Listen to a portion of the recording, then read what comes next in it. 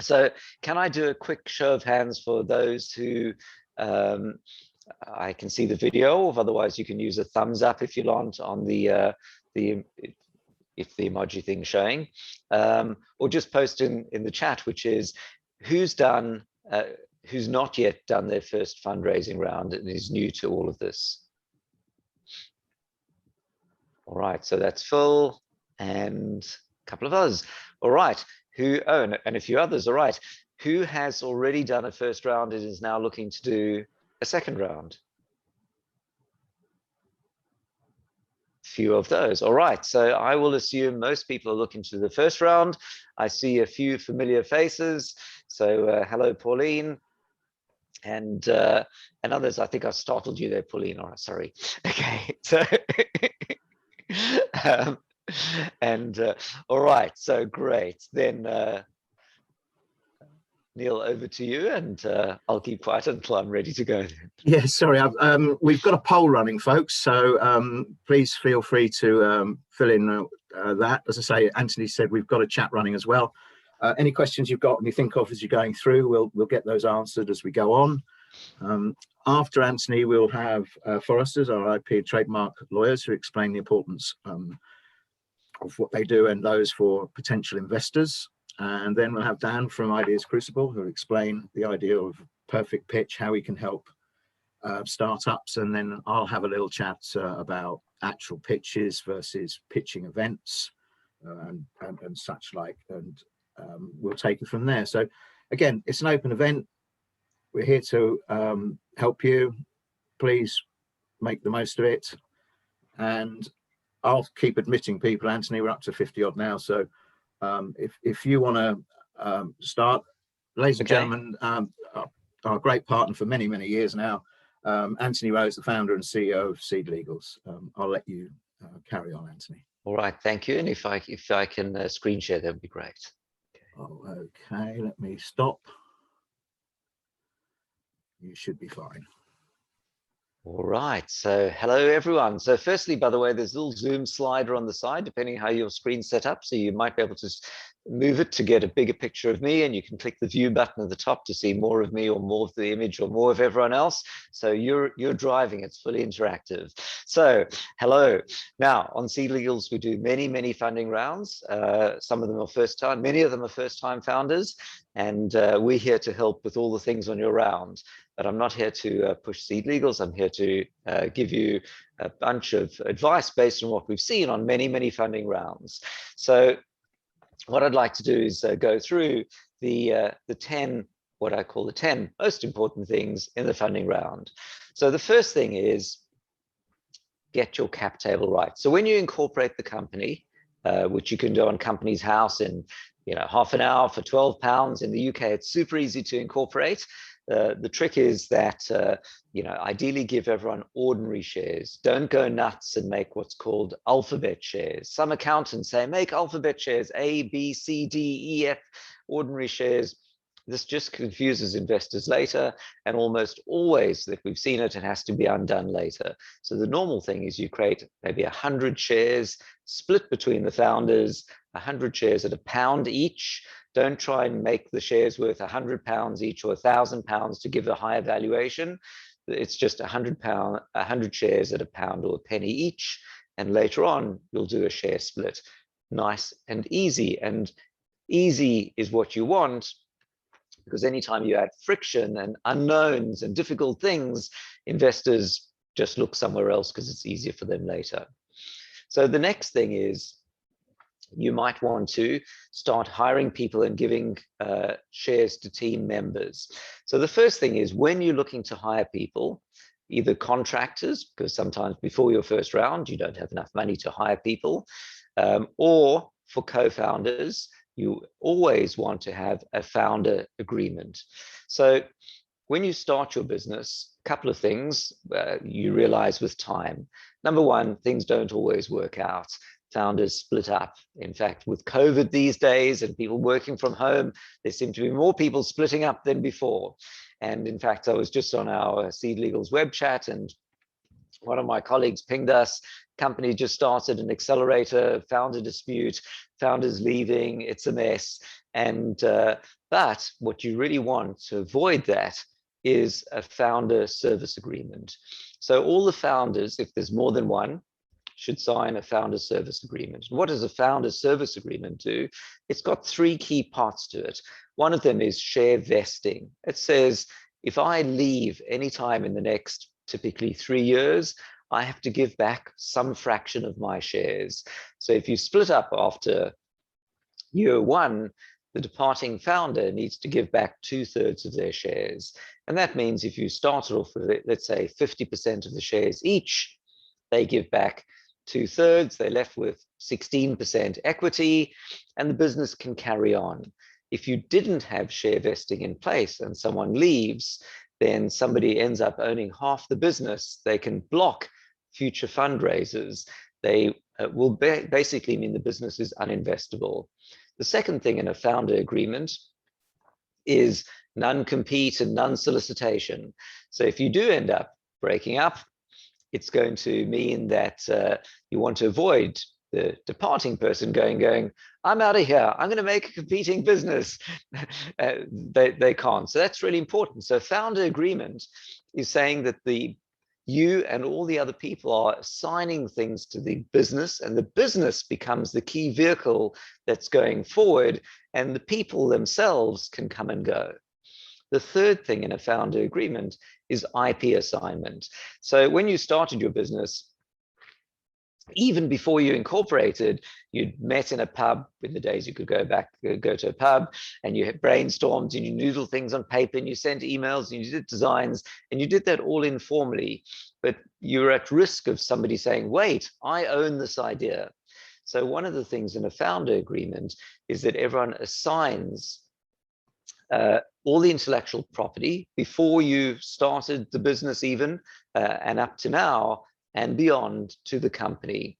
And this is really important because when you do your first funding round with friends and family, they probably don't know any of this and they probably don't really care. But when you next get to a seed round or a round with a VC or fund, they're going to want to do their due diligence. And if the due diligence shows that the company doesn't have IP assignments and NDAs and the share vesting in place, investors will either force you to try and do that retrospectively, and then you have to hunt down people who are no longer with the company, or not want to invest, or reduce the valuation because of the extra risk. So you really want to get those ducks in a row. So you can do all of those, for free, essentially, the founder agreements. Ditto with employees and consultants. They should all have, if you're giving them equity with vesting, IP assignments, and so on. You can do all of those on SeedLegals. So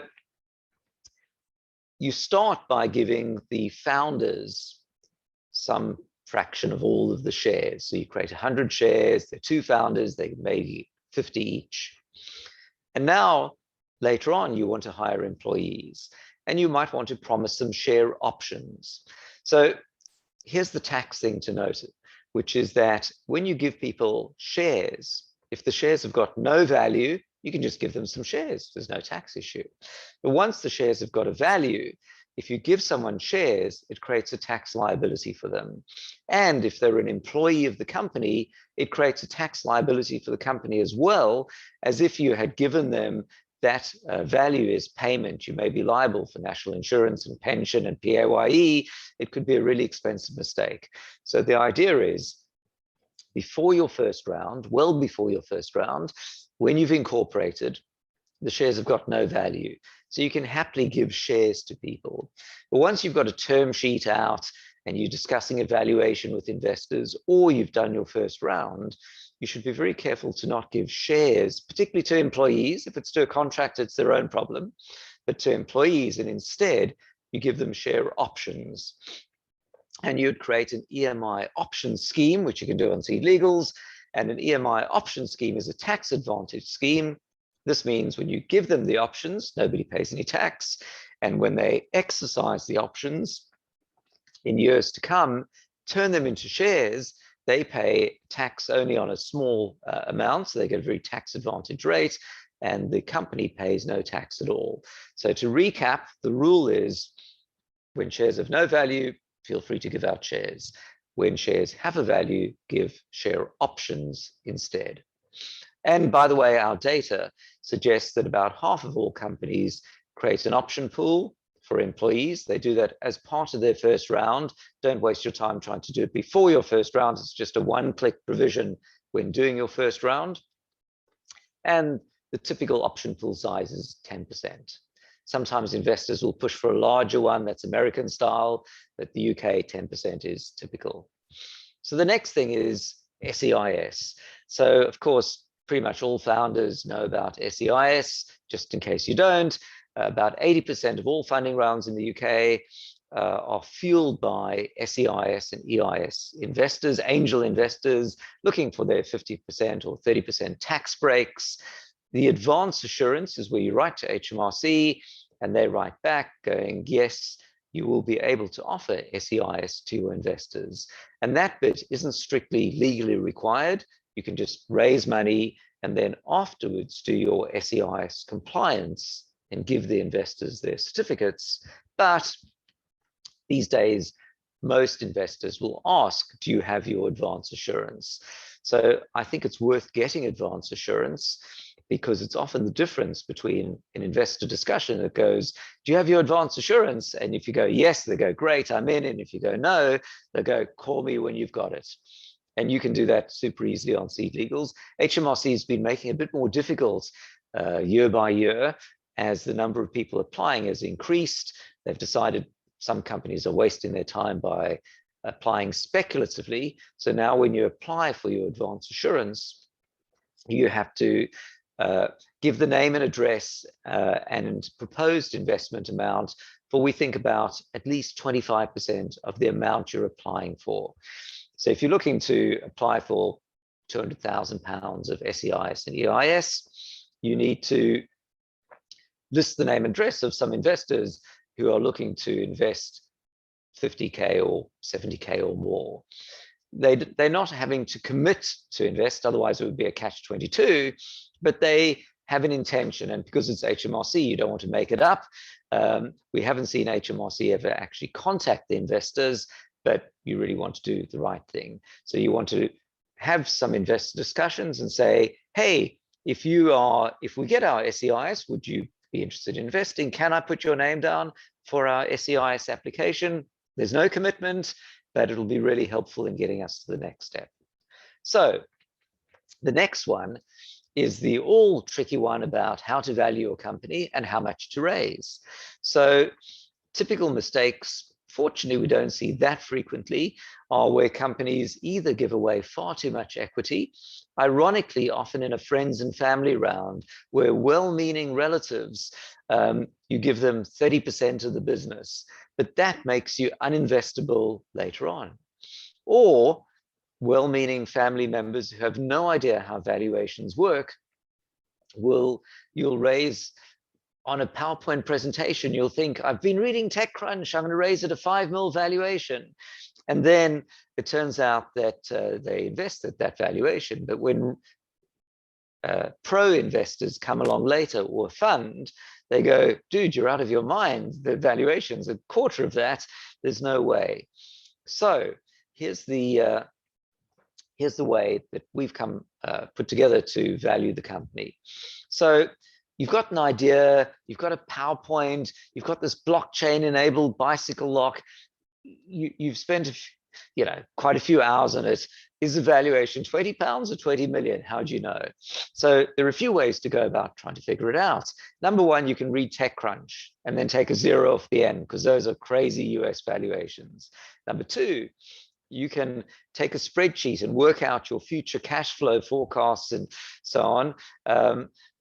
So you might go, well, we're going to make $1 million in the first year and 5 million in the second year and 50 million in the third year. But I think that's a BS method. And I think most investors ignore that because people just make up numbers and the numbers never work out. I've seen companies projecting, 100 million a year in year 3 or 4 or something. It's like, okay, that's nice. That's much faster than Twitter grew. So it's unlikely. So the other way is you might ask your accountant, tell me what the valuation might be.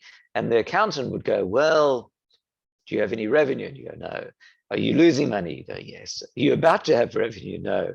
They go, well, I think your valuation is about 0. So that's not going to work. So I think what we've seen is valuations typically fall, so there's a fourth method, or is it the fifth, which is we've seen over thousands of rounds now that companies dilute by a median of 15%. So this means the investors in the round, you're selling 15% of the company, typically in a round. And that means that your valuation is basically 5 times the amount you're raising. And this means the investors will own 1 in 6 because they own a fraction of the amount they invested plus the original valuation. So if that's 5 times plus the 1 in 6 of the company afterwards, which is 16%.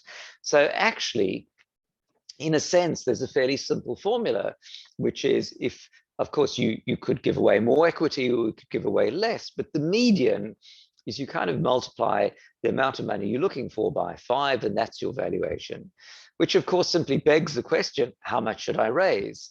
So here's what I see over many, many UK funding rounds.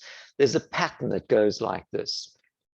Step 1, the founders invest £26,000 of their own money. When I say invest, often just loan it to the business before the first round, because no one invests on a PowerPoint. Everyone needs something tangible to build. So step 1, founders, 26K, median between themselves. Step 2, maybe a friends and family round raising 50 to 70,000 pounds. Step 3, an SEIS around 150, 200,000 pounds. Step 4, a seed round, 5 to 700,000 pounds. Step 5, Series A round of a couple of £1 million potentially. So each time you're raising 3 to 5 times the amount you raised previously at 3 to 5 times the valuation. And your goal, you can see then, is that the journey of a startup is, I think, maybe 3 funding rounds. So you can skip the one that you did yourself, your loan. You may not do all of these 4 steps. You might skip a bootstrap round or skip a seed round and go straight on. But generally, you might aim for 3 funding rounds, each time at 3 to 5 times the valuation, and each time raising 3 to 5 times what you raised last time, such that at the end of the 3rd round, either the company is now profitable and you don't need to raise again, or you're in a good position to sell the company and everyone makes hopefully a nice windfall. But if you dilute 3 times, each time giving away 15%, that's 0.85 to the power of 3, and you make a 10% share option pool, it means after 3 rounds, the founders still have more than 50% equity, which is super important. So the numbers all work out. And then just to wrap up on that, because of the size rounds, often driven by SEIS 150K, multiplying out the valuations, you then find what I think is that valuations fit in a few reasonably well-defined bands, which go slightly facetiously like this. A couple of founders get together, have PowerPoint, £300,000 valuation. Have built prototype, clickable, click-through, okay, £500,000 valuation. Have got something live, website, but not really any users, have just launched, okay, maybe £800,000. Have some users, £1 million. Have revenue, £2 million plus. So if you fit in these bands, then you have a good sort of product market fit with investors. But if you go to investors and say, I've got a formal valuation, they're going to expect that you've got some revenue. And north of a £2 million valuation, they normally expect maybe a 10x annual revenue. So if you say a formal valuation, they might be expecting you doing about £30,000 a month in revenue, 360K per year. That would be about £4 million or so valuation. And if they then learn that actually, no, I've just got a PowerPoint and I've got a clickable prototype, they'll go, love what you're doing, you're awesome, come back later. So if you push the valuation too high, the story of your life with investors will be, love what you're doing, come back later. And if that's what you're hearing, that really means one of two things. Either the valuation's too high, or the investor doesn't understand what you're doing or doesn't trust you'll be able to deliver it, and is really waiting for more proof points before they'll invest, which is fair enough on their side, but not really helpful on yours, because you need some investment to get to the next step. So the next thing then is welcome to Agile fundraising. So at SeedLegals, my goal initially was to help you do a funding round more efficiently than ever before. But then I realized my goal was to help people not do a funding round. And what do I mean by that? So usually what happens is people would call us going, I'm looking to raise £300,000, but I've got 200,000 lined up. What should I do? Or they might say, I'm looking to raise 300K, but I've got these few investors who want their SEIS this tax year, and they're looking to invest 30K. What do I do?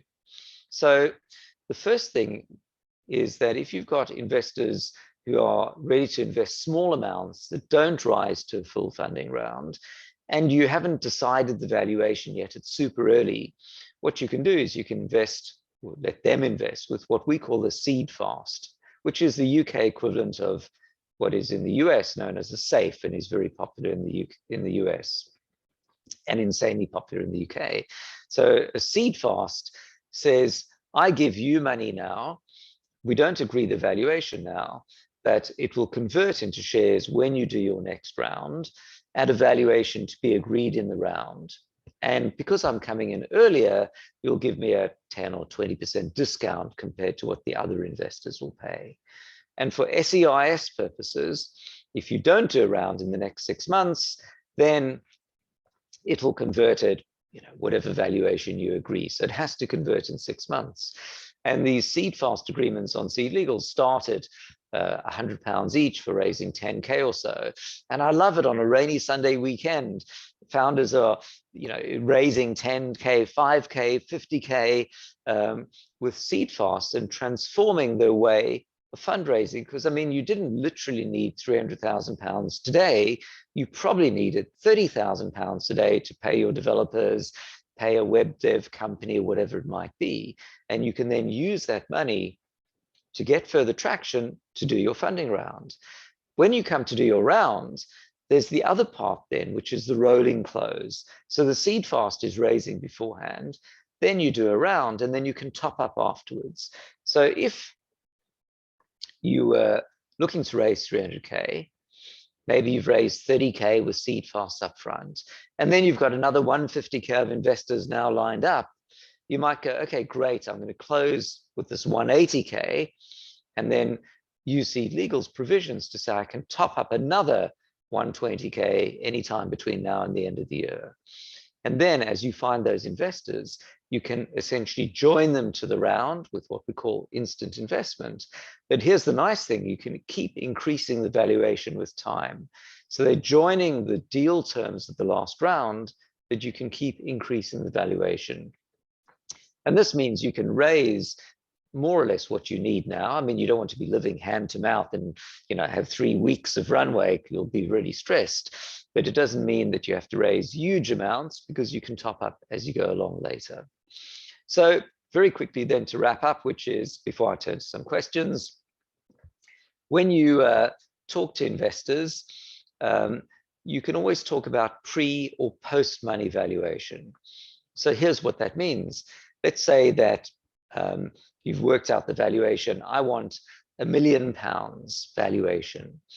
£1 million pre-money means that's a valuation before you've added the amount of the investment.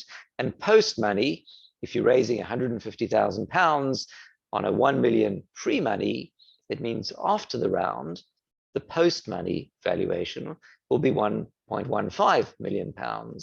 So sometimes I see founders they just mention a valuation, but they don't specify whether it's a pre or a post money. But it makes a big difference, because if you told investors it's £1 million valuation, and you think you're talking about the valuation beforehand, and they're thinking about afterwards, they will think they're getting more equity than they're really going to get. And when they realize, wait a minute, I thought I was getting 10% equity, but it only turns out to be 9%, then you have to essentially lower the valuation to make good, or have an unhappy investor. So always talk about pre-money valuation and explain that it's pre-money for a few reasons. One, so there's no unexpected surprises. I thought X, no, it was Y. Number two, so that the investor knows that you know what you're talking about. If you're talking about pre-money valuation, they go, oh, this person knows their stuff. I'm not going to take them for a ride. And thirdly, many investors don't know this either, so that by explaining it, they see you being open and transparent and therefore trustworthy, and are likely to buy into the other things you're offering more readily. So the other thing is, often when you are looking to raise, so let's say you an investor is looking to invest 10K at £1 million pre-money valuation. The investor would be going, oh, wait, I'm getting 1% of the business, which would be correct if they were the only investor in the round. But if you're raising £200,000, your valuation at the end of the round will be 1.2 million, and they will have 10,000 out of 1.2 million, which is more like 0.85%, not 1%. So always, my suggestion is build your funding round on SeedLegals, add the investors, or just create an investor called Other Investors with the remaining amounts, and then on your SeedLegals cap table, it will model the actual investment equity the investor will get, so that there are no unexpected surprises from that. So with that in mind, let me turn to a few questions, and feel free to pop a few more in if I've missed anything or you'd like anything that wasn't clear. So from Tens, my question of the day, how do we make a deal to the first ever investor? How do we offer equity to small investors at a concept stage? So I think I might leave that question to the art of the pitch deck a bit later, and I'll be around hopefully so that I can answer some points on that. So let's defer to the pitch deck, because in the early stages, it's all about the team, about the vision, about the pitch, and later on, once you've got revenue, it's all about the revenue. So do you provide a template for the SEIS investor intent letter? Great question. So for the advance assurance, there isn't really any intent letter from the investor. So when you apply for your advance assurance with HMRC, you have to list the name and address of an investor. And we produce all those documents on SeedLegals for you. So the question is, what is investor intent? I think that if you've had a discussion with an investor and they say, yeah, I'm okay for you to use my details in your application, that's just fine. You might want to drop them an email just so you have a record in case anyone checks, to go, hey, Bob, is it okay if I use your thing? There's no commitment. And that email trail is then more than sufficient. The next one is, so, all right, okay, learning about friends and family rounds. Okay, so I keep hearing, so question from Carenza, I keep hearing about friends and family rounds before SEIS rounds. So really all a friends and family round is, it's no different to any other round. It's just a buzzword to go, these are kind of people who know you, so they're going to be more trusting of you and not looking for the deal terms that a professional serial angel investor is going to be looking for. So on SeedLegals, we've got two type of funding round packages. We've got what our seed round package, where it's designed for larger rounds with angel investors or funds, and they might ask for things like investor consent and a seat on the board and a range of things you need to get permissions from the investors to do and so on. So there are a whole lot of provisions that later stage investors insist on and want to negotiate on and so on. But if you're raising 30K from people you know, it's far too much trouble to do that. They don't want a board seat. You don't want to give them a board seat. You don't want your brother-in-law on the board of your company. It's going to be a disaster. So for that, there's a simplified set of documentation that doesn't give the investors the things that somebody investing £1 million is going to want, because for your 10K, it's a fairly lightweight thing. So really, a bootstrap friends and family round, the investors can still get SEIS. If they can't get SEIS if it's your mother or your child, but if it's a brother, uncle, or aunt, they can get SEIS, or simply friends. So yes, a bootstrap or friends and family round is exactly the same, but just a simplified set of legals to reflect that it's a smaller amount and the parties generally know each other. So next question is, would a convertible no note or a seed fast qualify for SEIS? So this is a really good question. And for those who've been following the Future Fund, which is now ended, the government created a Future Fund to help startups, but they did it in the form of a convertible note. And therefore it didn't qualify for SEIS, and therefore it was useful to almost nobody. So a convertible note, let me take a step back. SEIS is a very nice tax incentive created by the government that is designed to persuade people to invest in startups and take a risk because they'll get a reward of a tax break. But the government wanted to make sure it won't get misused. So it says you have to take what's called the ordinary risks of an investor in order to qualify for SEIS tax break, because really the taxpayer is funding your investment or your investor's investment. And so the rules are, you can't get your money back, you can't get interest, you can't get a return of capital, and so on. So a convertible note says, I will give you money, and by the way, under these circumstances, I'll get my money back or I'll get interest. And as a result, a convertible note won't qualify for SEIS or EIS. So some clever people came up with a variant of it. It's like a half a convertible note saying, I will give you money, I won't get interest, it will have to convert into shares, so I can't get my money back. And that's called an advanced subscription agreement. And we call it a seed fast. And that is hugely popular, and that you can offer SEIS, EIS. So that's what a seed fast is. It's an SEIS, EIS compatible version, essentially, of a convertible note.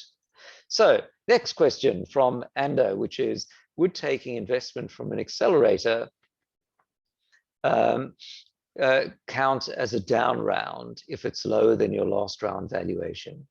So that's a really great question.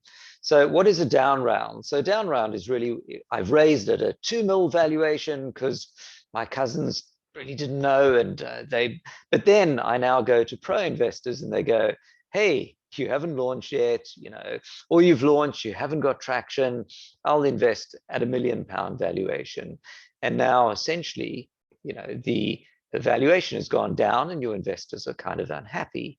So you really want to avoid that. So the question is, if you take investment from an accelerator, does that count? And the answer broadly is probably not, because the accelerator is giving you value as well. You're doing a course, they're giving you services, they're giving you, well, in the old days, maybe office space, and they'll often dress it up as, we're investing £50,000 plus £50,000 of services at this valuation. So you would have to make the case to your investors, if you were raising at what was now a lower valuation effectively, that it's not a pure investment, you're getting services as a result. The investors may still be unhappy about the dilution, but it doesn't look like simply a down round. So I'll take one more question, which I will go with, two. So number one, can you do seed fast with friends and family? The answer is yes. Essentially, parents and children can't qualify, or the founders' parents and children can't qualify for SEIS, but after that, extended family, including brothers and sisters, can. So you can definitely involve family. And the nice thing about SEIS is, you know, the investor can write off 50% of the deduction. If they keep their shares for 3 years, they pay no capital gains tax when they sell. And if your business folds, they can write off their investment. And that means you can still invite them for Christmas, even if things don't work out. So as opposed to a non-SEIS investment. All right, last one for me, which is, so what a great question from Adrian. What might be the options be to buy back equity from the investors later? If SEIS, does it have to be after a certain period? So this is a kind of one of these questions that gets me vexed. So, I mean, the question's great, but sometimes investors ask, can you buy my shares back again? Or founders want to be able to buy the shares back again later. But I think this is a bad idea. So for me, equity investment, I think there are two ways to get money. One of them, you know, legally, one of them is go to Barclays and borrow some money, or two, get investors to give you money and you give them shares instead. There's also a convertible note which says you give me money and I'll either repay you or give you shares. But what I don't like is the you give me money, I give you shares, but then afterwards I'll give your money back again and you give me the shares back again. And I don't think this works for a few reasons. Firstly, it disqualifies SEIS. Any arrangement to repay an investor will invalidate their SEIS. So if you have an investor asking for this, which you don't want to agree to, just remind them they'll lose SEIS, so they don't want that. The second problem, sometimes the founder goes, well, I want to buy out my investors later. But the whole point of an investor investing is to get the upside. They want, if your valuation is increasing by 10 times, to be able to sell their shares later for 10x the value. If you're saying to them, I'll buy you out for 2x later, you've taken out their upside. So I think that for an investor, by a founder insisting on a buyback, it becomes a lot less attractive. And likewise, for a founder, the problem is if an investor is insisting on a buyback later, who's going to pay? Who's got the money to buy it back? So there you are, you've raised money, you've spent money, the company's running low on cash. Maybe that's the point. The investor is now getting worried and wants their money back. Where does the money come from? If it comes from the company, it can bankrupt the company. If the company does a new round, the new investors are going to want to invest for the growth of the company, not to repay previous investors.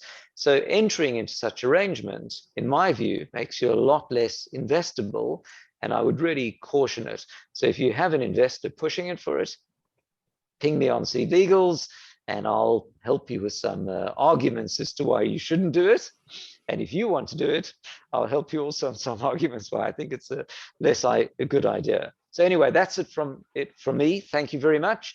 Any questions, just hit the chat bubble on SeedLegals or drop me a note, Anthony@seedlegals.com, or hit me up on LinkedIn, where I'm a bit slow to respond. Thank you. Neal, thank you very much indeed.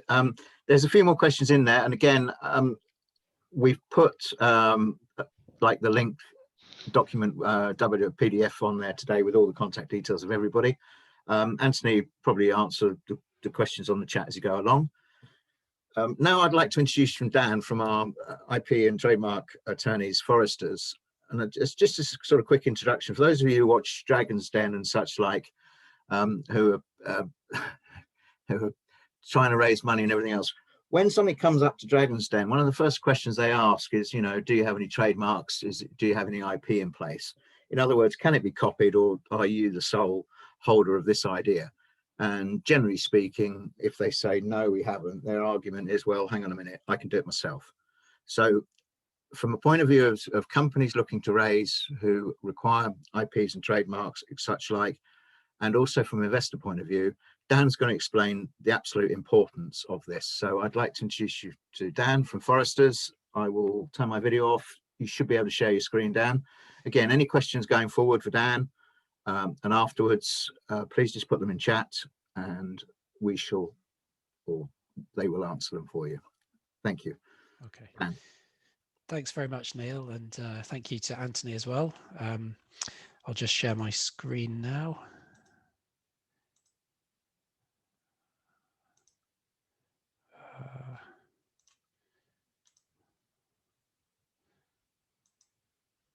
Okay, hopefully you can see my slides. Okay, welcome everybody. Yeah, my name's Dan Rusby-Gale. I'm from Forresters. I'm a patent attorney, and I'm here today to talk to you about how to make your IP investment ready. So I'll be covering the three main forms of IP, which are patents, trademarks, and designs. There's some other forms of IP listed there, which I won't talk about today because we've only got a few minutes. Let's look at some case studies. Kicking off with trademarks. So a trademark can be used to protect your company name, product name, slogans, logos, graphics, all that kind of thing, basically your branding. And a trademark is really useful because it can be used to stop others trading under your name and stealing your reputation. So it's an important form of protection for your brand. And if you're an early stage startup, you might be at the point of deciding what to call your company and what to call your products. And if you want to increase the chances of being able to register these names or logos, then it's important to choose a name which is distinctive, i.e. unusual, and a name which is not descriptive of the goods or services that you're providing. This will help improve your chances of getting registered trademark protection and protecting your brand. The good thing about trademark protection is that trademarks last indefinitely, provided that you pay renewal fees, usually every 10 years. Moving on to registered designs. Now, a registered design can protect the appearance of the whole or part of a product. The requirements are that the design must be novel in the sense that it's a new design, and the design must have individual character in that it's not, it creates a different overall impression compared to designs that are known already. The protection lasts for up to 25 years, provided that you pay renewal fees every 5 years. And registered design protection can be a really effective form of protection. It's easy to obtain in Europe, at least, and it's particularly useful. It can be used on online marketplaces to support takedown notices. If you notice counterfeit goods coming onto sale on eBay or Amazon, that kind of thing, you can use your registered design to support a notice to take those infringing products down. So it's a useful form of protection. And yeah, you can register pretty much anything, packaging, products, composite products, parts of products as part of a shoe there, as well as logos, icons, typefaces, graphic designs, anything with an appearance can be registered. So moving on to patents. Now, a patent is it's your deal with the government in return for getting up to 20 years monopoly on your invention. You are required to disclose your invention to the public in your patent application. And we operate a first to file system here in Europe. So it's important to get an early filing date for your patent application. And critically, it's important to file your patent application before you disclose the invention to the public.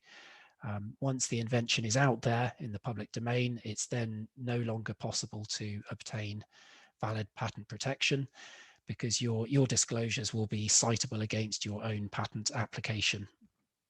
So it's critical to file before you disclose. And to get a patent, the invention must be novel in the sense that it's new, it's not disclosed anywhere in the world.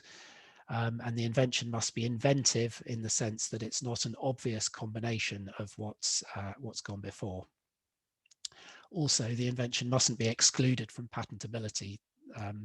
There's various exclusions, such as medical treatments, mathematical methods, methods of playing games, and computer programs. So we need to be careful to steer around any exclusions when seeking patent protection. So the process runs roughly like this. You would file your initial priority application. This will get you a filing date. This will be your flag in the sand, if you like, from which your protection will run. We typically recommend filing in the UK first, UK patent application, because it's relatively cheap. There's fairly low official fees at the UK Patent Office, and you'll get a search report back pretty quickly, within 3 or 4 months. The search report will cite prior publications, and the search report will give you a good indication of whether you're likely to get a patent and what the scope of protection might be. So once you've got your search report, you know, if the results are encouraging, you may think, oh, I need protection in other countries. You'll need patent protection in any country where you want protection, so i.e. your key markets or where you're manufacturing. And there's a 12-month window from your first UK filing date in which to file patent applications in other countries, so Europe or the US, etc. Or you could opt to file an international patent application or PCT application. And the international application is, it doesn't mature into an international patent. There's no such thing, unfortunately. It's a vehicle for keeping the door open to apply for patents in almost all countries around the world.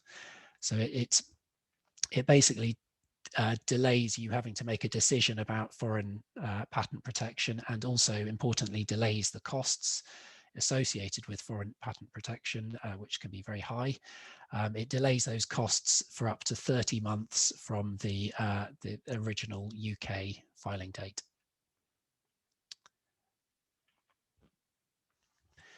So here's a very old looking iPhone. Lots of IP involved here. Apple and iPhone are registered as trademarks. The technology itself, the functionality, will be protected by many, many patents. Apple will hold some trade secrets that they will keep for themselves. The appearance of the phone will be registered as a design, as well as the interface and the icons and so on. And finally, the code of the software running on the phone will be protected by copyright. So you're a startup. What do your investors want to see here? Firstly, are you going to get sued by someone else who already has IP protection in place? And to investigate this, you can perform a freedom to operate search and analysis to look at what say patents are out there, and you can look at your competitors' IP portfolios and work out whether you're going to be treading on someone else's toes and infringing their rights. Secondly, have you protected what you're doing, and how have you protected it? Do you have an IP strategy in place, which involves identifying what IP you might have in your business, patents, trademarks, registered designs, etc. Have you done some initial IP filings to get search reports to work out whether you're likely to get a patent? And have you got a pipeline projected for patent filings on, you know, how you're going to go about protecting your IP? And last on this slide, I'll just mention the patent box.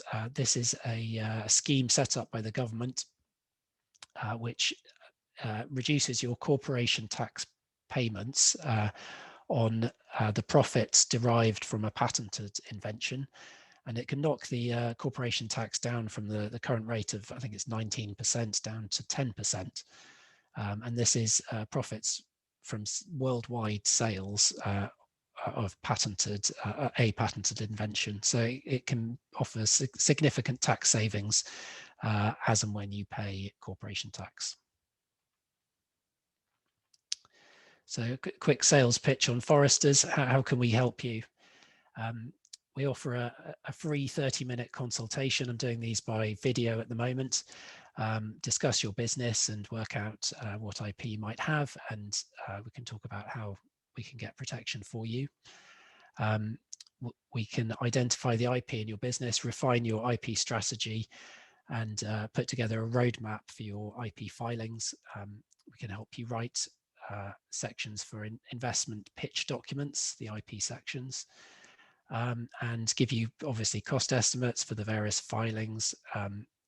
We can also look at your competitors and do a patent landscape to look at what is being patented out there, and identify any white spaces that you could choose to take advantage of and develop and file patents in those spaces. We've got an extensive team of experts, wide ranging. My field is electronics and software and registered designs, but we've got trademark attorneys and attorneys in the biotech and chemistry spaces as well. And I'll just finish by running through this. It's sort of a success story for Forresters and our client here. I had this chap came to see us. He was a proper garden shed inventor. He'd identified a problem with in the building trade where if you're trying to put something up on the wall, you would hold up a cabinet with holes drilled in the back of it, and use a pencil to try and mark out the markings on the wall behind the cabinet so you can drill the holes to put the cabinet up on the wall. This is fairly problematic for various reasons. So he developed this. It's a sort of simple device that sprays a cross of chalk on the wall behind the cabinet, so you can quickly mark out the holes. We did an initial background search to look at whether this has been done before. We then drafted and filed a UK patent application. That went to grant. We went down the international patent application route, which I mentioned, and secured patents in his key jurisdictions where he was marketing and manufacturing. We registered Marksman as a trademark to protect his brand, and we helped him with the paperwork to go on Dragon's Den. He went on the show. All 5 dragons offered to invest, and off the back of that, the sales rocketed, and you can now buy this Marksman tool in almost all DIY stores across the UK. So an example of how getting IP protection in place can help grow your business and make it a success. So thank you very much. That's all I was going to say. I haven't been looking at the chat box, but I'll stop sharing my screen. Yeah, Dan, there's a couple of questions in there for you if you want to cover those. Okay. So which countries and regions are not covered by the PCT agreement?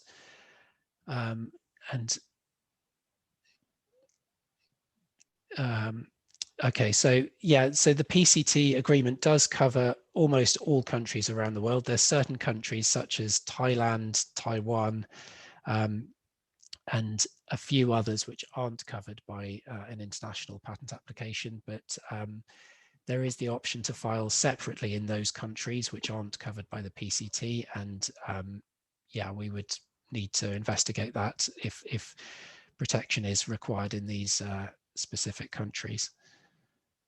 On the whole, a PCT application is sufficient for most startups because it does cover all the key markets in the world, I would say.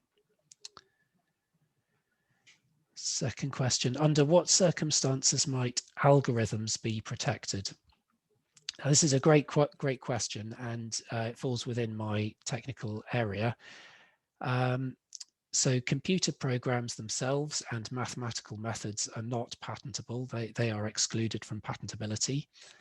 But if the algorithm was to form part of a wider system, and the wider system produces a real world technical effect which solves a problem in the real world, i.e. it's not just data coming in and data coming out, all remaining within the computer, it's producing some real world effect, then you're moving more towards the patentable territory.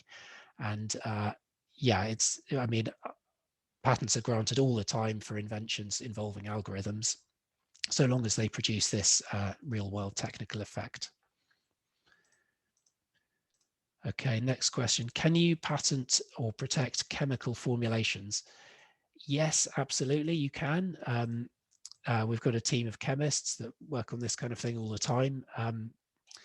Again, the same hurdles apply for chemical formulations. The formulation has to be new and it has to be inventive, in the sense that it's not an obvious formulation. And ideally, it needs to solve a technical problem, i.e. be useful for some technical purpose. Next question, can a design for a product online be patented? I'm not sure whether you're referring to the register. If it's the look and feel of the product, then that can be registered as a design. If you want to protect the appearance, then it's registered design protection that you want.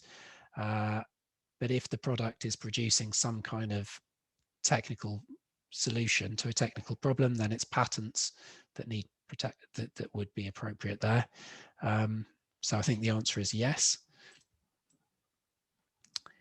Next question. If you trademark a logo and it changes, can you amend it, or do you have to apply again, please? Yeah, this is a great question. So the answer is you do have to apply again. So it's important that you only register your finalized your finalized company name or logo, or your finalized design. So wait until you've got a finished name or logo before you go ahead with seeking protection.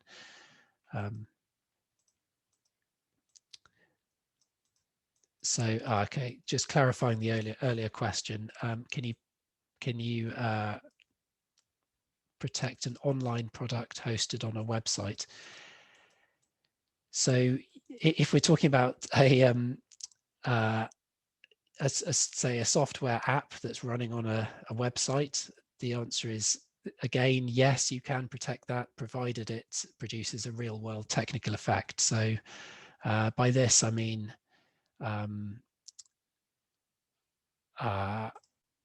yeah, it's rather a specific question here. It will depend on the effect that this product is producing. So I'm sorry, I can't answer that directly, but yeah, drop me a message. I'll put my email in the chat box after this, and if you send me a message, I can give you some more specific advice. Okay, another question here. Do word marks offer more protection than logos? Yes, the answer is yes. A word mark, it offers broader protection because you're not limited to the style of the word or the way it's presented. It's just the word itself. So the answer is yes, it provides broader protection than a logo.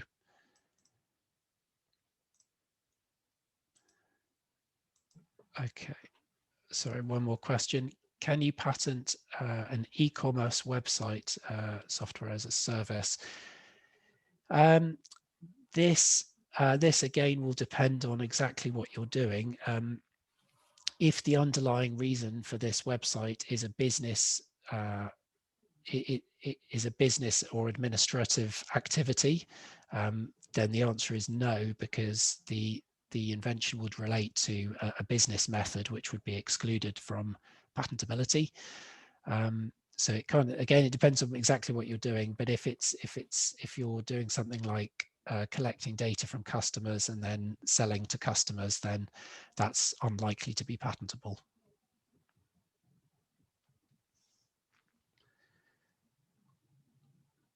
I think that might be it for the questions in the box, but I'll put my email address in the chat, and feel free to get in touch if you've got any more questions. Just let me know. So yeah, thanks very much. Dan, thank you very much indeed. Again, everybody, any questions you still want to put in the chat for Dan, I'm sure he'll answer them as we go along. Alternatively, please just contact him direct. There was a request earlier. Anthony's put the slide deck that he presented earlier up there, so anybody wants to download that, they should just go into the chat and download that. Now, what we're going to do now is we're going to have a chat with our Daniel Ballin, who's one of our business partners, who's going to talk about what he does, how he helps startups present, perfecting their pitch. And then I'm going to have a sort of word, perhaps an integration with Daniel as we go along, and we'll open up the floor on the basis of the difference between pitch decks and actually pitching at events. Because although we run these events, my background's private equity. I get sent numerous pitch decks each day. One of my little bugbears at the moment that I'll come into later on is that I keep getting sent nowadays links to pitches online where I have to log in, put my email address and everything else. Now, as a potential investor, it drives me insane. And after one a day, that's it. I've had enough. So I'll cover some ideas on marketing, pitching, pitch decks with Dan, and how we can actually help you with our events going forward. So without any further ado, I'll introduce Dan if you're there.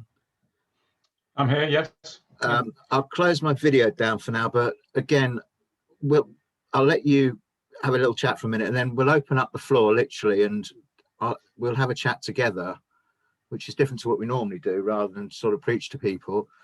And I suppose what I try to get across to people when they're pitching, or especially, is don't tell, sell. I want to have a reason to invest. I don't need to know that you're, and this is against Dan, but your brother-in-law and you invented this thing, or you came up with this idea over a drink in the pub between Bath and Bristol, and your father lives in Bath and your brother lives in Bristol.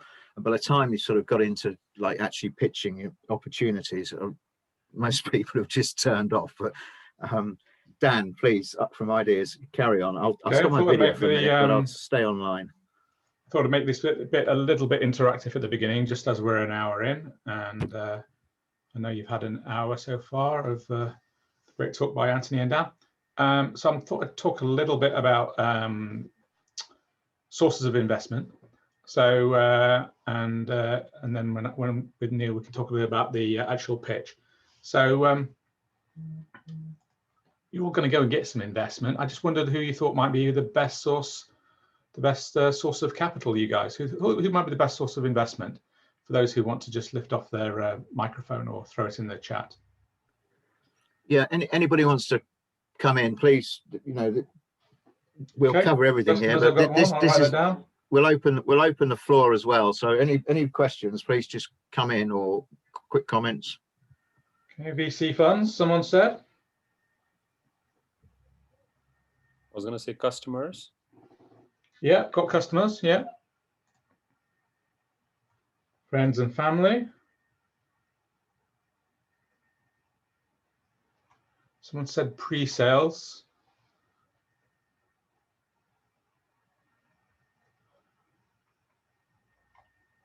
Family office. Who else we got there? We got crowdfunding. Contracts. And money. And money. Okay. Angels as well, I see we got from Raj. Okay, so VC funding, wrong answer. Friends and family, wrong answer really. Pre-sales, now pre-sales and contracts, exactly. The best source of revenues is actually, the best source is revenue. Why is it? So it's a bit of a trick question, and I've got some answers though. Why is that the best source of revenue? Why is revenue the best source of funding? Why start immediately? The problem, a lot of startups immediately think, okay, let's go out and get some money. Let's go and give some equity away.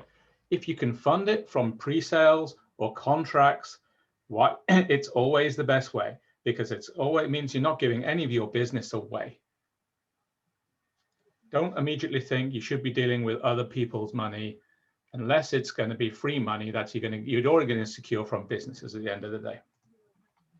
Interestingly, I've got some other answers here, which is I came up with other sources of capital. I got friends and family, another great source. If you get from friends and family, that's a great way of dealing with it. And if you've got Uncle John and you can say to him, can I have some money? There's a very good chance he might even say to you, you know, here you are, I care for you a lot. You know, I care for you a lot, Neil. I think you're great. I think it's a great idea. Here's £10,000. And the chances are they're not even going to ask for it as a loan back. Okay. Any other ones we got down here? Let's have a look through the notes. No equity, grants, dilution. Oh, some great answers here. Why dilute the business unless you need to? Own money.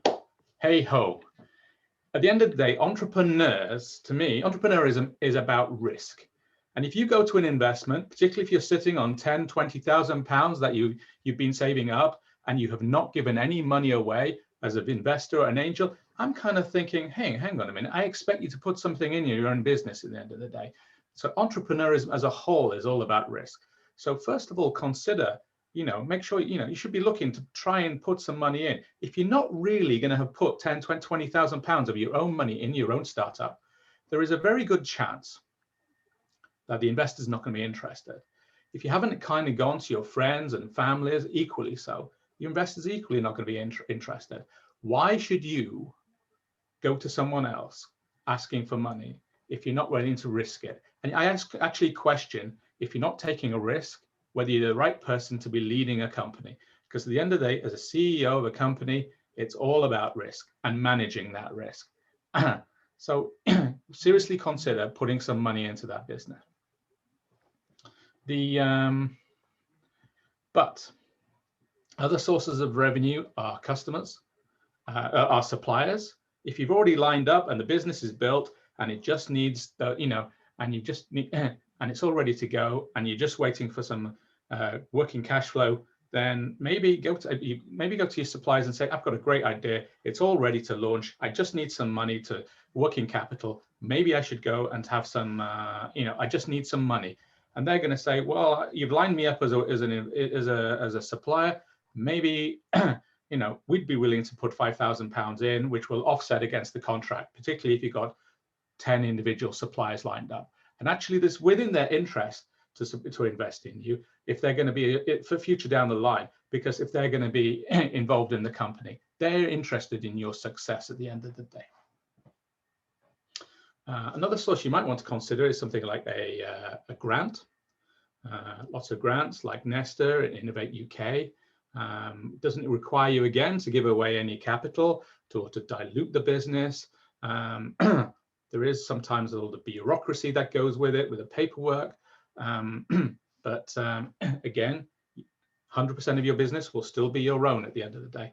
Equally so, you could consider something like a startup innovation loan from the British Bank, which you know, which includes, for instance, mentoring schemes, for instance, and of about £25,000, and that's per founder as well. So it's not an insignificant sum of money if there's several of you involved in it, for instance. The other sources of funding there, I've got, you might want to consider are, for instance, if we're going to go into giving away equity, you might want to consider accelerator programs where they're going to be able to support you, for instance. Some take equity, some don't take equity. So, but if they provide enough value, you might want to consider whether it's something you want to be involved in. I'm a mentor and have been a mentor for a few programs like TechStars, for instance. I'm involved, I'm a mentor for something like Central Research Lab. Some take equity, some provide value other ways, some have small fees associated with it, depending on the quality. You want to research them out. And then there's things like angels. Now, what's the difference between an angel and a crowdfunding? Any ideas?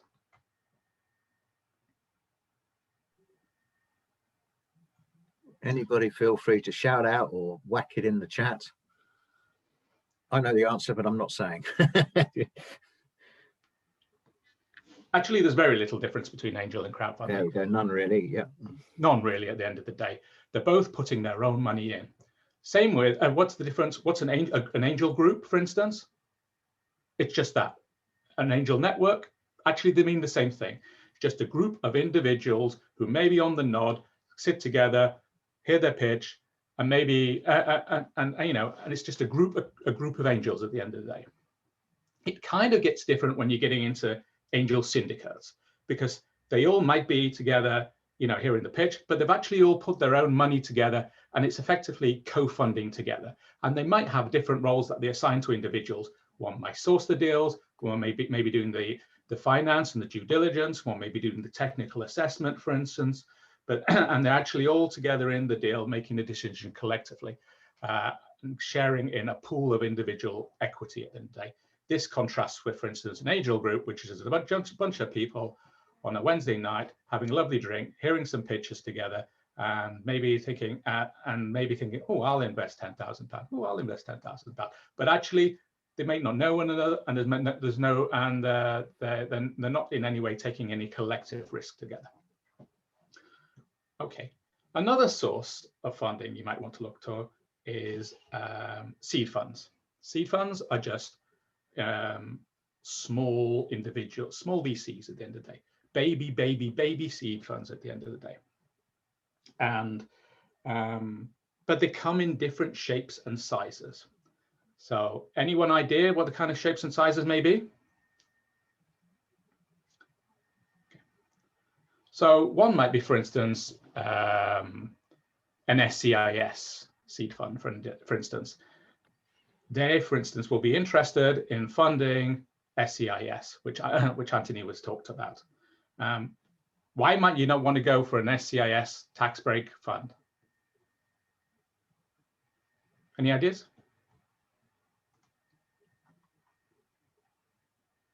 Exceeded limit, someone's put in. Exactly. If you want 300K, they're not going to be interested. They will not fund. That's one of the reasons. They're only interested in funding to 150K. The other reason is if you're after a strategic investor and you're thinking of going for 150K now and 300K or 500K later, they're not going to be interested. Okay. But they're not. There are some.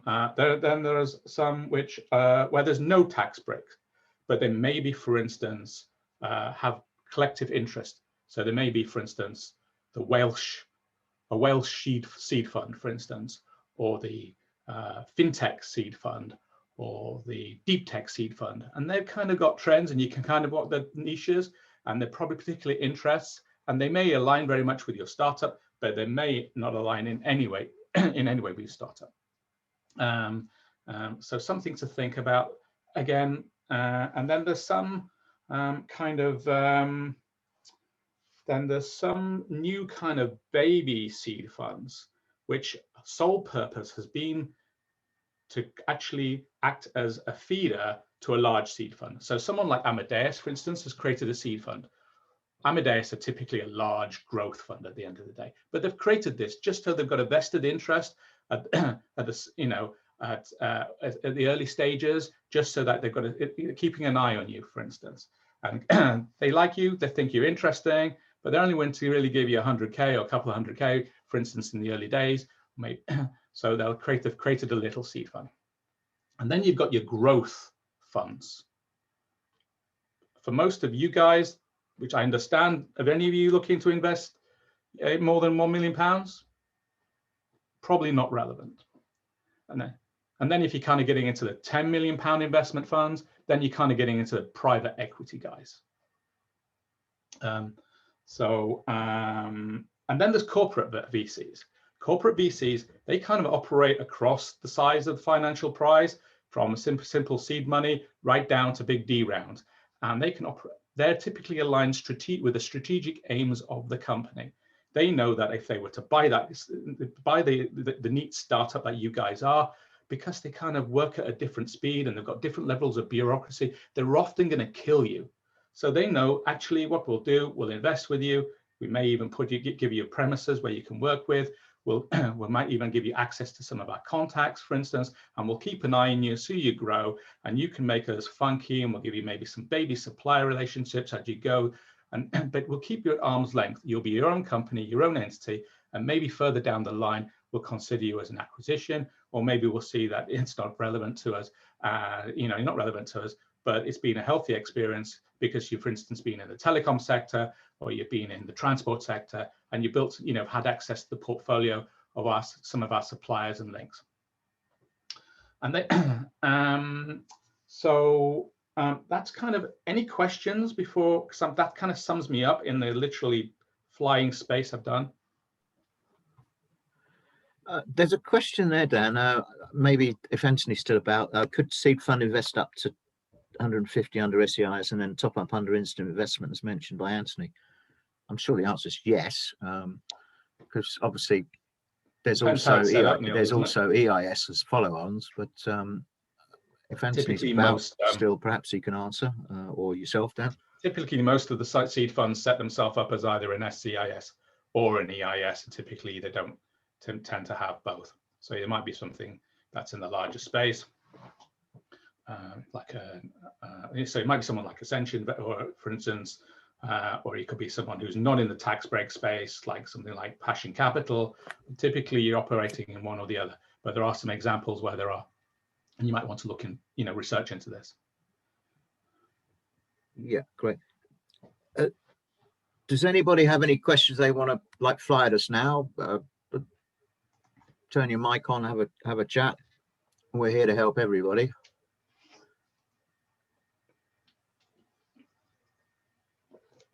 Okay. For now, then yeah, go on. Sure, carry on. I'm a bit late. I was going to say, my name is Ashik, and I'm the CEO of DocAcquire, a SaaS-based business platform. So I'm a solo founder, and I'm looking to raise a seed investment because I'm solo, and we are at a stage we have some initial customers, we have product live, and we got a product market fit. So my question is, how important is it to have multiple co-founders in a business before you go and start raising money, seed money, before you go to, in front of the investors? It's not essential, but it's favorable by all means. Cool. Typically favorable, and frankly, as you grow the business, you'll be stretched. You'll be glad of someone who you can share, you bounce your ideas off at the end of the day. It's not so. Yeah. What kind of business do you say you are? We have is a document automation platform, data extraction, document data extraction platform. So processing business documents, taking the eliminating manual data entry. Right. So that's what we I mean, the fact that you've got you say you've got customers already, will make you somewhat more appealing, I suppose. And it's always possible you can bring someone in. They don't have to be a founder. They don't have to be a director on the business, but to bring someone in your top team who can support you. I mean, giving away equity is often, is often a cheaper way of cheaper than if you're don't know what stage you're at, than having to give a big salary, for instance. And it might be a way of providing this, and you could figure out the bonuses that can be done on that, for instance. But, so we are not at a stage where we can provide those salaries for founders at strategic level, like somebody CTO at that level. So we are not at that stage where we get that revenue. So we are basically starting looking to raise because we get to that stage where we can expand the team, take the business to the next level so that we can afford these type of roles. Right. So you want the money so you can accelerate the business inorganically, affected by quickly at the end of the day. Absolutely. Yeah, I mean, that's a valid reason at the end of the day. And just be careful of the amount of time that's consumed raising money. If you can often, so if it's going to be a significant acceleration you can do, then it may be worth it. What we're talking about. So I'm just going to make my lunch. I think we've got someone on. I don't. Might be some relevant bits while I'm making my dinner. Ooh, I'll have a cup of tea, please. Right. Charlie, you see that question? If you raise and develop an app, currently have a prototype, do investors like to give money for initial marketing at seed stage, or should you focus on building the app in seed stage? Just to answer the previous question. Sorry. I mean, without knowing more about the business, it's hard to say, but you know, you do see a lot of sole founders asking for investment to accelerate the business, and it may be possible. Don't bring someone on just for the sake of it, though. You know, make sure they're bringing value, and equally so they're going to be, you know, part of that acceleration at the end of the day. So, hope that helps, Ashik. Can a subcontractor and contractor and a co-founder be given equity? Does it present any legal issues? It's not so much whether it presents legal issues. It's just bearing in mind if you're, you know, if you're planning to raise and you've got lots of equity everywhere, the one thing that might typically often will happen is those individual pieces of equity will want to be, you know, often be piled up together. So it's more relevant when you try to sell the business, I think. I'll answer Charlie's question. Reference that it's two-sided question. I mean, you're going to get some investors who come in really early on the basis of you developing the app, but they're going to obviously want some sort of better deal going forward. And then you're going to have the more general, less risk-adverse investors when you've got some sort of MVP who are going to come in later on at a further funding round. I'll come back to what Anthony and Dan said earlier. It's what you put in yourself to get to a stage. Personally, unless the deal was great and you're giving away X percentage of your company, myself as an investor, if you haven't even developed the app yet, would be, okay, I'll punt on it, but I want X. Yeah. If you've got it, you're in a stronger position to turn around to me and go, but hang on a minute, Neil, I've already got this, it's working, we've got it in testing, it's tested, we've got some users. You then have the ability to more or less shape who you're looking at as a potential investor. Hope that helps. That's to Dan, to everybody, so I'll let Dan answer that one. I'd just like to sort of mention a couple of things, really. The difference between pitch decks and pitching. Now, the world's obviously virtual, and it will be, I think, for a foreseeable future, or at least a hybrid of both. Dan and also Anthony mentioned earlier about two pitch decks, a short deck and a longer deck. I'm a great advocate of that. I think the short deck should be literally 6 slides. When you're presenting one of our events, maybe 30 seconds a slide, with a backup long deck, which is more or less a copy of your business plan with your financials, your business forecasts, everything else in it. Too many founders try to explain everything in an initial deck. Most angel investors, funds, anybody else you're looking at presenting it to won't look at them anymore. In fact, Dan and I were talking yesterday. Dan, do you want to mention about, well, it doesn't matter particular company, but about they won't even look at pitch decks unless, do you want to mention that one? Sure.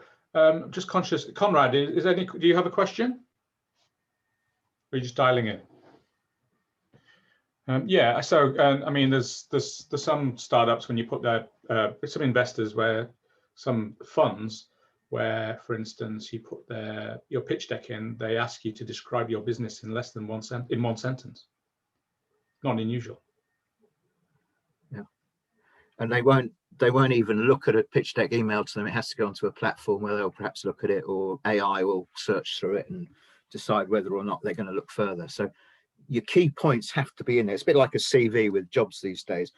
You know, if the job description says we're looking for a guy who's, you know, outward going, or a woman who's developed this, then the first line of your CV should say that, because these AI and systems that jobs people use for CVs these days just look for keywords, and you've got to match that.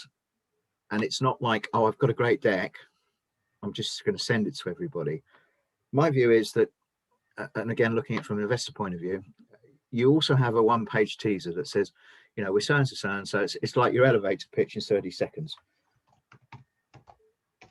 You know, we've got a product that's XYZ, not been done before, it's been approved, we're testing it, we've got IP on it, blah, blah, blah. I'm suddenly interested.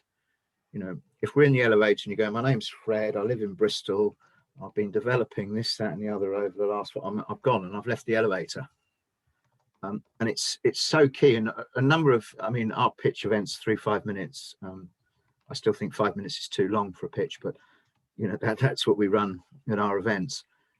The norm, or not the norm, but the new norm, especially for funds and such like for potential founders, is literally give them 60 seconds to say what they're doing at a pitch, which you can't put a deck up, you have to talk. And my advice to everybody who's looking at raising capital is, yes, get everything right as far as your pitch decks go, but then practice a 3-minute pitch, a 1-minute elevator pitch, practice it with us. We hold practice pitch events once a month. You send us your pitch deck, we'll look at you, we'll take up to 20 each month with Dan, myself, Anthony from SeedLegals, again, giving advice. Not, you know, we'll knock it where it deserves to be knocked, we'll praise it where it's praised, and we'll help as much as we can. And so that's the whole idea of what we do with the 3 events. We do the workshop, we do the pitch events, and then we do the actual pitch to investors. Normally we have about 70. I think we've got already 100 odd plus high net worth angels registered for the event we've got on the 30th of March. So the key is practice, video yourself, get your own Zoom meeting, just video it, practice a 1-minute elevator pitch, practice a 3-minute pitch, and just feed it back. Get on Zooms or whatever it is, WhatsApps, or with your friends and your family, and go, right, I want to pitch to you. And it should come over that you know exactly what you're doing. And too many people, when they're pitching, will put a pitch deck up. Sorry, my video's not on. We'll put a pitch deck up on with some slides and they'll read it. You know, we are doing this, that, and the other. Well, you know, I can read it. It's what it says on. It's what it says on the tin. Don't tell me that. Excite me. Tell me you know what you're talking about. Have a picture of a, I don't know, if you're doing holidays, have a picture of a great resort or whatever it might be. But don't read your deck when you're pitching, either online or hopefully again soon physically, because people, you know, they can see that. You've got to come over different. Have a background, have a point slide of what you're trying to achieve. You know, I mean, I write down here, and I'm going to read this but it's like what you're doing, why you're doing it, problem solutions. I wouldn't go too much into that. How you're doing it, or you are going to do it, who you are, what you're asking for. That's a vital one for me. And what you're offering investors. When I, as an investor, look at a pitch deck, I'll look at the first slide to see, okay, that's what they're doing. Okay. Then I'll scroll down to the bottom of it. And if it's 30 pages long, I won't get that far. But if it's short, I'll go down to the last slide where it should say, we are offering, or we have SEIS, advance approval. We're raising X amount of money on a valuation of Y. So I know that what your company, or what you've now valued your company at, and from the front of it, what you're doing. And that is the most important thing as founders. And it is a knock, because you are so passionate about what you're doing, why you're doing it, and everything else, why it's different. But the initial pitch to an investor, that will come over in your enthusiasm and having practiced the pitch. It then leads on to, okay, great. Me as an investor will go, fine. What's your financials? How are you going to do that? And everything else. It's asking. It's putting the I don't know, the rod in the water, or the thing in the water, getting the bite. Once you've got the bite, bang, you can go it, and then you can go back from there and go, okay, I can land my fish. Now I can you know, eat it or talk to it, or whatever the case is. You know, that might not be a great example, but that's what I'm trying to get across. Bear in mind, investors, angel investors, funds, VCs, all that sort of stuff have various criterias. As startups looking to raise 150, 250, 300 maybe, private equity funds aren't interested, VCs aren't interested. Don't waste your time. Yeah. And too many people, oh, I want to get hold of a VC. I mean, I can introduce everybody here today to a number of VCs. I've got a private equity fund with my partner, but again, it's not something we'd look at for 150 grand raise. So to me, the concept is practice your pitch, get it right, pitch to as many people as you can through our events. Plenty of other people do events like we do. Get on them, pitch, you know, practice. And once you've got one person, perhaps an angel investor interested, then I'd say you've more or less cracked it. Because what happens then is if somebody comes to me as a mate of mine and goes, well, Dan comes to me and said, Neil, I've just invested or about to invest in this company. I think it's fantastic. Have a look at it. I'll go, oh, yeah, I like that. You know, what have you put in? I've put in 30. Okay, well, I think I should put in 30. And it's almost an angels crowdfunding club. Yeah. I don't want to sort of waffle on too much, but again, any questions, please feel free to have a chat, because as I say, we're here to help. Good to hear about some of these startups and what they're doing or plan to do or where they are, Neil. Yeah, great. Anybody want to come online, have a chat, what you're up to? Don't be shy. You know, I saw a few others like Ando there, for instance, and a few others.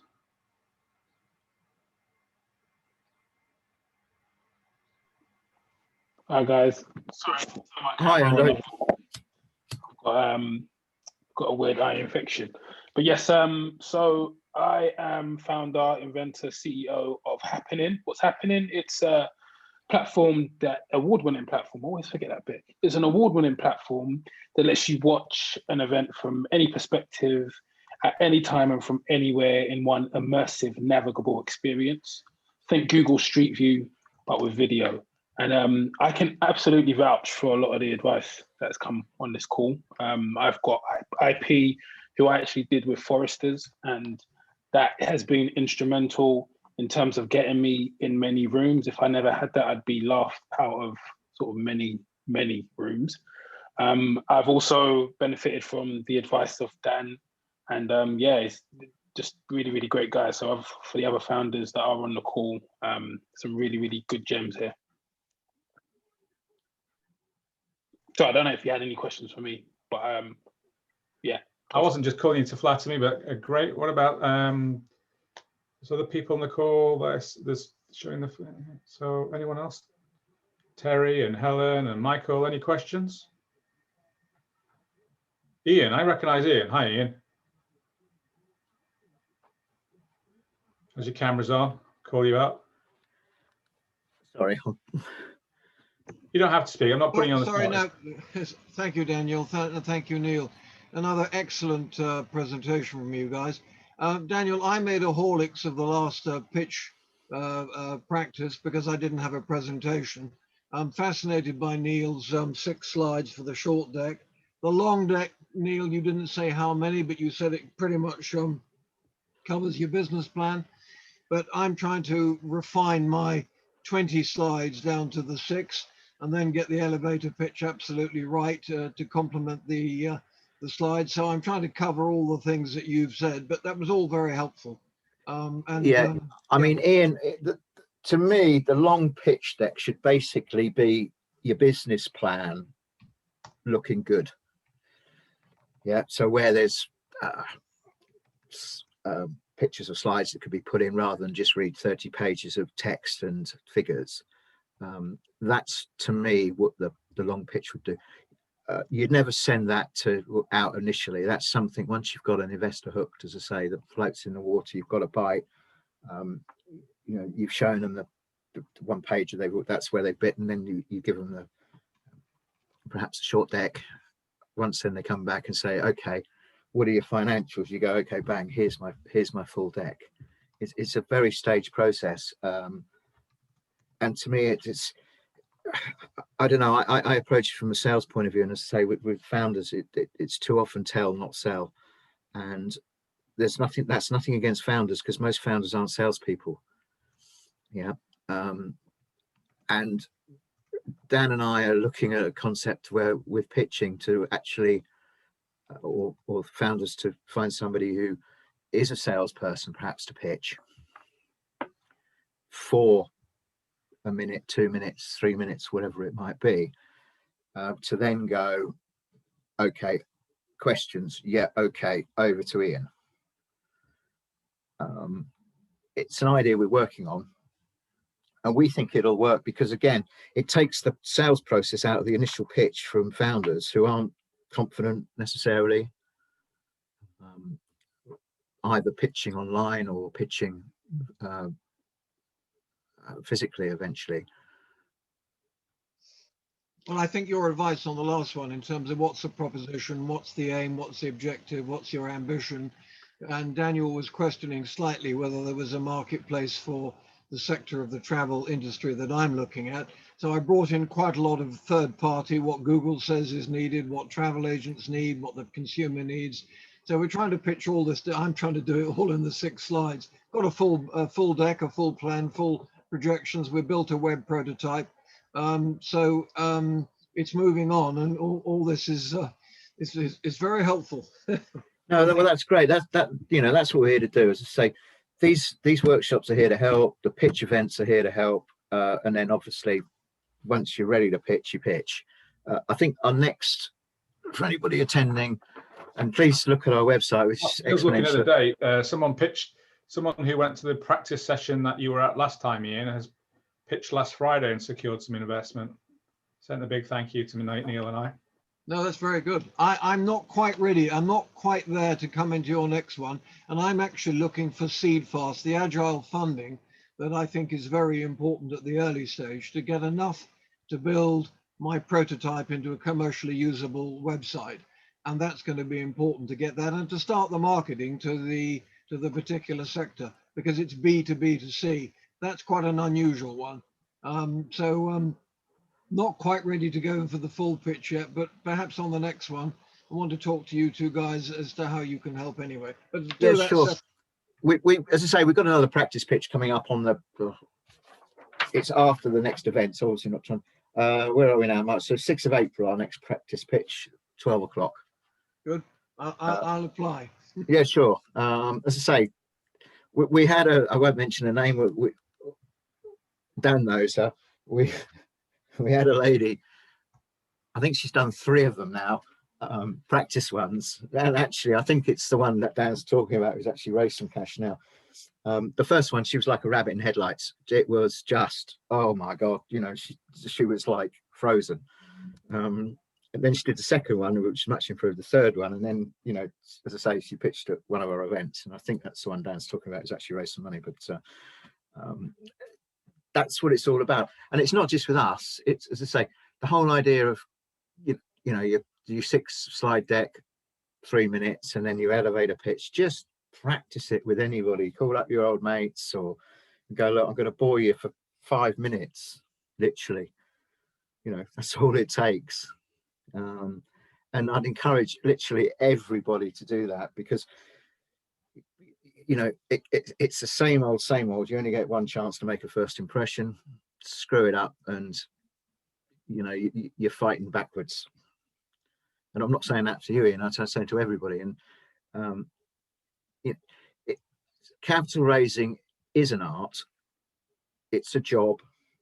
It takes time. It takes a lot more effort than actually probably ultimately running your company. Yeah. Also, most startups think they'll raise X in a period of time. Again, I come back to the old classic in the morning, homes under the hammer, when they go and buy something at auction and the girl or the guy asks them how long they think it's going to take them to do it. And they go 3 months, and then they go back 2 years later and they still haven't finished it. And, to me, I'm not saying that's the same with every startup, but it's an example of enthusiasm against fact.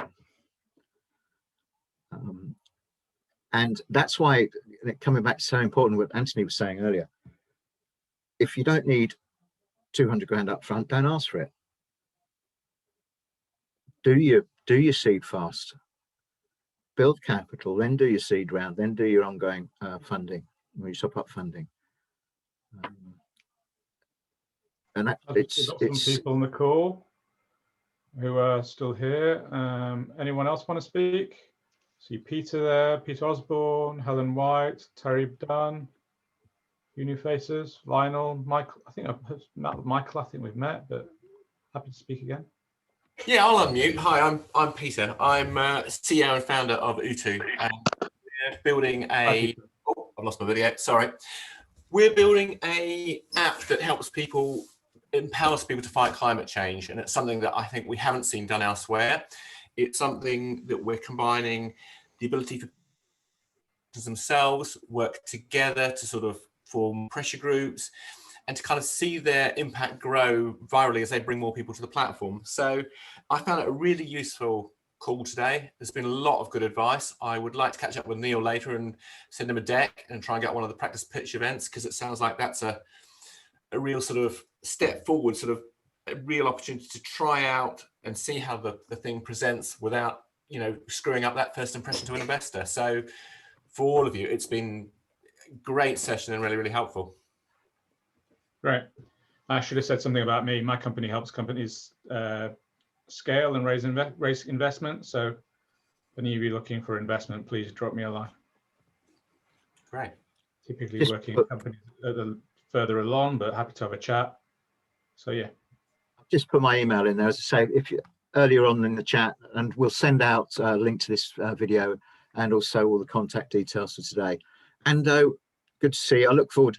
I don't know if Ando mentioned earlier, Ando won our poll for the last pitching event, and as such, he's been granted a complimentary pitch at our next event. That's an actual pitching event, but again, we're here to help people. We once you are ready to pitch, we only charge a nominal £100 for a pitch event at one of our events. As I say, we'll normally have, even these days in the virtual world, something in the region of 70, maybe up to 100, where we tend to limit it these days because of Zoom and too much going on. And again, our physical ones, we used to fill the brand exchange in the city, which is just around the corner from the bank, every month with 70 to 100 people. All our attendees are basically high net worth individuals, angels. We have some crowdfunding representatives, SEI, SEIS fund people come along. And again, I just encourage people to practice, then, you know, come along to one of our events, or as I say, anybody else who's doing what we do, and just keep pitching. It's I won't pull any punches. As I said, it's not an easy situation when you're raising money, and we're here to help as much as possible. And you need your legals in place. You need, if you've got the IP and such, like with Forresters. I have certain investors. I won't go into our investment platform at the moment because we're just relaunching that. But again, information will be coming out on that very soon. I just had a quick question. Sure, Charlie. Yeah. About, I asked you, so we're building a platform that basically matches people's money to their morals. So it allows you to invest in what matters to you, and gives you the kind of power to understand the impact of your investments on people and the planet. And one of the questions that I had for you earlier was about raising money and the marketing that you might need to do beyond the MVP. So I was just wondering, the investment often typically goes, Charlie. Yeah. So my question really is, like, if we raise to do the MVP, and it kind of goes back to what Anthony was saying about how if your valuation is too high, but if we raise to do the MVP and marketing at the same time, then that becomes, obviously our valuation would be very high unless we gave away a lot of the company. So I wonder, like, if you are an investor, don't hamstring yourself, Charlie. Don't hamstring. yeah, there's just because you can, and I mean, I advise a few startups, and well, a lot of startups, but I mean, I'm just thinking of one at the moment who's got a massive valuation, and it's the biggest problem he's got. Just because you can get a big valuation, it's not why you create a business, to have a big valuation. I think that particularly there will reach a point where all of a sudden you might need some more capital, you might need some more investment, and investors are going to say, I'm not going to invest in that. It's got a massive valuation. It's like a nightmare. So don't go for a massive valuation just because. Yeah. I think Charlie, the interesting thing there is that you should get in touch with Anthony at SeedLegals and explore this seed fast. Yeah. Because strictly speaking, you don't actually need a valuation on a seed fast. Yeah. Yeah, I won't go into that. I'll let Anthony explain more. You contact him, but you can raise X on the basis of a discount on your seed fund or your seed round. And go, okay, I'm trying to think of ways to lower our valuation without giving too much away. And my question was going to be sort of, does it put you off as an investor if you see that we're raising this round now for, let's say, 150 grand, but then in 2 months' time, we're going to have to raise another 500 grand? Does that put you off knowing that we're going to have to raise so much in such a short period of time? Or are you quite happy to see that one round is done and then you can instantly start on the next round? I think you've got to look at from my point of view, as wearing an investor's hat, if you're raising now and again be raising in 2 months, you need some sort of runway to cover the initial raising. Now, again, it would sound to me that the best thing you could be looking at doing is, again, and I'll refer you back to Anthony, is some sort of seed fast round whereby you're not necessarily giving a valuation, but you're giving discounts on shares, because that way you can continuously raise during your seed fast round, get the capital you in, build the valuation up at the time, then go to your seed round with the higher valuation. Yeah.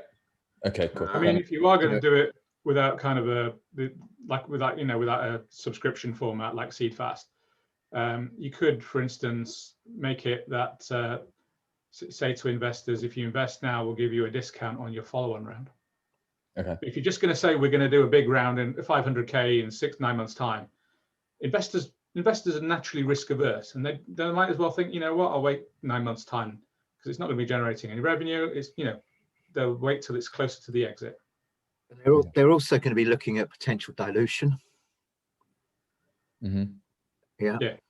Just a quick thing. Sorry, guys. Sure. Yeah. Something I found that actually helped us early on when we had all of this engineering that needed doing. We managed to find a dev house, and I understand there are a few out there now who were willing to share some of the risk. So what they did, they essentially halved the engineering costs and took sort of small amount of equity as well. And we found that a lot.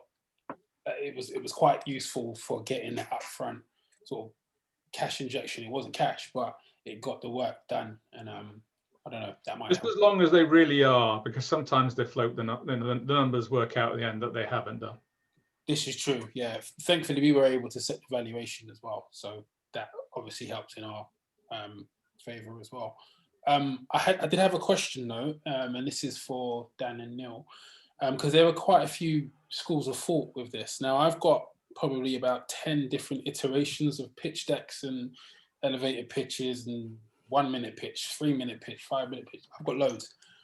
I understand that the point of the pitch deck and the pitch is to secure that next meeting. Nobody invests off of a deck or off of a single pitch. I think the question I have, and again, this divides opinion here, but from you guys in particular, do you or do you not include projections in the initial deck, given that at our stage, at early stage, it is pretty much finger in the air anyway? No, you should it shows that it's signpost to the investor what your intentions are as much as anything else, but don't write a mammoth slide with going into your operating costs and everything. Don't go into the nth degree on what the janitor's going to be paid and stuff, which I sometimes see. it's an opportunity also to have a, keep it a light slide, showing where the market's going as well, for instance. So, I mean, there's always different ways of doing it. But so just to clarify, so you're saying it's one thing to talk about sort of like the addressable market, but you're saying we should also include what our projections are. So yeah, 1, 2, 3. Some idea of what your next. Yeah, sorry to interject, and I think on a short pitch rather than a pitch deck, I don't think you've really got enough time to necessarily go into so I'll come back to like what we're doing, why we're doing it, problem solutions perhaps, how we're doing it or going to do it, who we are, what we're asking for and what we're offering. That's enough. Long deck or even a longer pitch deck, yes, could include I would have thought a couple of perhaps financials. The mistake most people make, and again come back to what Anthony said earlier, with the hockey stick curve of projections and financials, as soon as I see in a pitch deck the market or the worldwide market is worth 20 trillion and we're going to get 0.0 something % of it, I turn off. It just drives me insane, because I'm not talking about you, Enda, but that's not going to happen. Yeah. So sensible was what Dan says, sensible financials in a pitch deck, i.e. even the shorter pitch deck, which you're then giving out to somebody, and then the full financials in the business plan come long pitch deck. Yeah. Because, I'm going to come to you're going to pitch to me, and I'm like, let's say a couple of minutes pitch who you are, what you're doing, why you're doing it, what you're offering, what you're asking. I'm going to go, right, I like that guy. I like that concept. Well, come back to what you just said a minute ago. The idea is then to get that appointment or that meeting. Then I go to you, okay, Ando, that's great. Have you got some figures you can send me? Well, let's have a chat. Well, explain more. Right, can you send me some information on your financials, this, that, and the other? And all you do is go, yep, Neil, there's, boom, bang, and off it goes in an email. Now I've got what I asked for. Then I can come back to you and go, okay, you're spending £200,000 a month on your own salaries for the first year. Don't like that, let's have a look at this, or whatever the case is. Yeah. Peter, I'm conscious that you never told us what your business actually did, just what your kind of area you're in.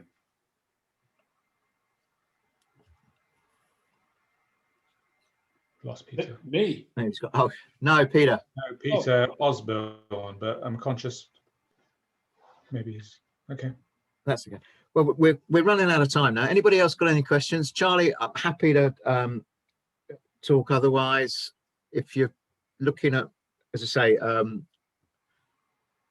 our next practice pitch event's on the 6th of April. All our events are on our exponential-events.com website. And again, you'll be sent a link with all the bits and pieces. So thanks for coming. Dan, Anthony and Dan, thank you very much indeed. We look forward to seeing you again on the 6th for our practice the pitch. And in the meantime, anybody wants to get in touch, please feel free. And I look forward to seeing you on the 30th for the actual pitch event. Likewise, looking forward to it too. You take care. How many Rubik's Cubes you got? I have 3. I can study them. The thing must be harder with those black shades on. It's weird. It stops me from fidgeting, but then I end up fidgeting on them on calls. Who knows? That's cool. No problems at all. Folks, thanks very much. Look forward to seeing you soon. Ian, take care. Charlie, Ando, Dan, everybody, thanks a lot. Thank you very much. Bye. Take care. Bye-bye. Cheers, Dan. See you later. No problem.